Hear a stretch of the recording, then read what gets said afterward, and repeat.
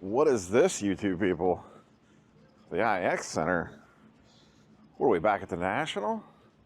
No, something a little different today.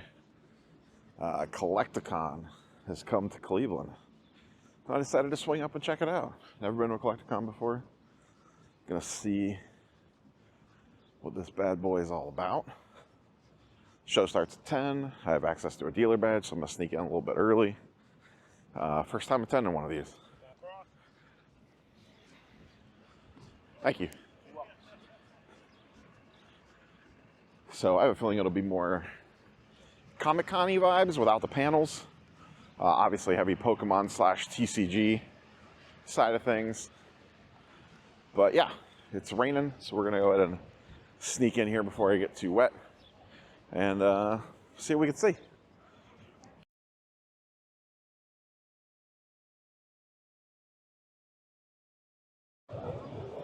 All right, on the show floor here, Collecticon.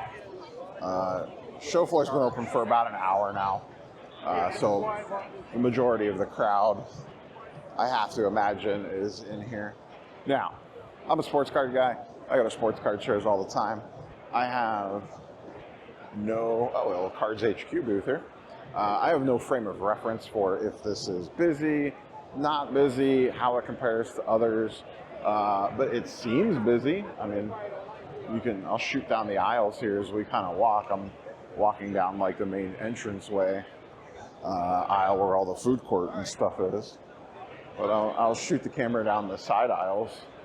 And I mean, vendor tables seem pretty full. Just some macro observations, and then I'll kind of start weaving my way through here as we'll do a little bit of a walk and talk here. Once again, comparing this to kind of the sports card side of things. First off, way more, we'll cut down here, way more diverse crowd. Way more kids, way more females. It's not just all middle-aged white guys walking around this show. That's number one. Number two, way more binders, way less Zion cases. You do see some Zion cases, but not a ton of them compared to if I was at the SHIP show or the National or, you know, insert Philly, Chantilly, wherever. Are there Zion cases here? Yes. But as I'm kind of just walking past folks, a lot of people have backpacks, a lot of people have binders. Do not see many Zion cases. Speaking of Zion cases, as I walk past their booth. So that's number two. A lot of people buying, like a lot of the dealers looking to buy, see buying signs out. Mostly Pokemon here. I mean, like 85%. There is a little bit of Magic the Gathering. I was hoping to maybe run into some beta MTG stuff that I'm looking for, but didn't really see anything that caught my eye.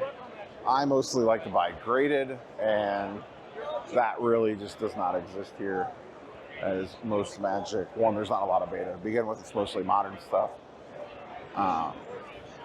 But most Magic, for whatever reason, is not graded. It's just kept raw because people like to use it in decks, etc.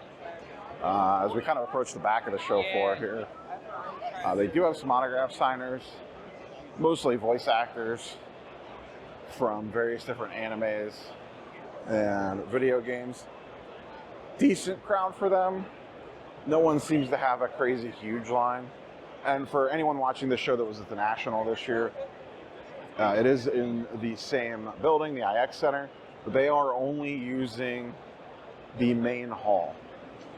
So the big main building, the side area where like the Breakers Pavilion and stuff was last year is blocked off. So it's just using the main room, and they're not even really like maxing out the main show floor space. There's a black curtain up at the front. That space was all used for the National. There's a lot of empty space back here, probably to allow room for the autograph signers, which makes sense. You want to keep this area open. You don't want this super congested. I can't speak to single prices because I just don't know Pokemon singles super well. Sealed side, I mean, there's a ton of it here. There's an absolute boatload of it here. Pricing wise, most of it's within about 10% of TCG Player. It's, you know, on stuff like Pokemon, this is kind of something that I've noticed / thought about. Everybody has the same stuff. Like, say I want a Destined Rivals booster box. Everybody here has them. So you can't be too far out of whack from market prices, or just nobody's gonna buy it. Like, everybody has them. It's a booster box is a booster box. Yours isn't any special compared to the other guys. Everybody knows they go for, I don't know what current market price is this morning, but let's say $240.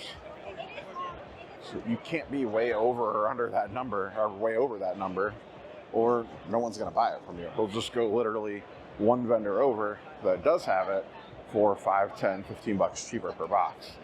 So it causes this interesting pricing dynamic where it kind of forces you to be in line or relatively close to market price, and then, you know, maybe you can negotiate slightly better if you want multiples. Like, maybe I'm going to buy a case, I could get a better price, or like 5 loose boxes or whatever.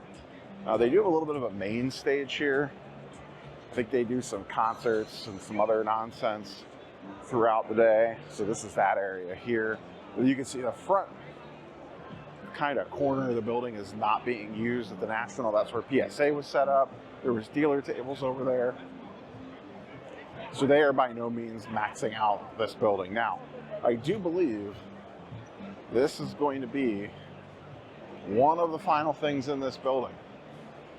This building is getting turned into a data center, I believe an Amazon data center, very quickly. So the IX Center will continue on, but not as a venue anymore. And, you know, as a Cleveland guy, Northeast Ohio guy, this building has a ton of history. I've been coming here for most of my life for, you know, fishing shows, home and garden shows with the parents when I was a kid, card shows, all sorts of nonsense over the years. And this is one of its last hurrahs. And this building, you can look into it, has a ton of different history. They built World War II weapons here, I believe planes or tanks or bombs, I don't remember which off the top of my head. My history is a little rusty. But this place was vital for World War II production back in the day. That's why it was originally built. It's right next to the airport. So as we roam kind of back into the main section, you can kind of tell the crowd has not filtered through the back half of the show yet. I did not purchase anything. Probably not planning on purchasing anything. I didn't see anything. I actually have a couple of collector boxes of Final Fantasy to pick up while I'm at the show today. But fun time, would go again if it was local to me, but I don't buy Pokemon singles, so most of this is kind of, I don't want to say wasted on me, but I knew that going in. And yeah, I like buying Pokemon sealed, but the secondary market prices are so inflated right now. I don't like buying at these crazy high prices. I would rather just stay patient and wait for prices to get back more in line when it's kind of buying season. Right now, I just don't feel that's the case. So I am steering clear of Pokemon wax for the most part, unless I could get it like on MSRP drops. But yeah, as soon as we get back over to the first couple aisles, it definitely picks way up. You can see these booths are way busier, way more traffic in the aisles, and that's just as simple as the show floor has been open for an hour for regular people, and the crowd just is not filtered all the way through the building yet. So it looks like it's going to be a pretty good show for dealers. I have a couple friends that are set up here, so I'll see how it ends up going for them. But yeah, just like I said, this was nice and easy and close for me. Wanted to come up and check it out and see what a Collecticon was all about, because this is probably going to be the easiest time for me ever to get to one of these things. So, fun show. Would recommend, even if you're not 100% totally into all this stuff, to come check one out if there's in your area. Boy, this is a throwback table and a half. Yeah, I got distracted by the 90s wax packs of everything that I ripped as a kid at that table.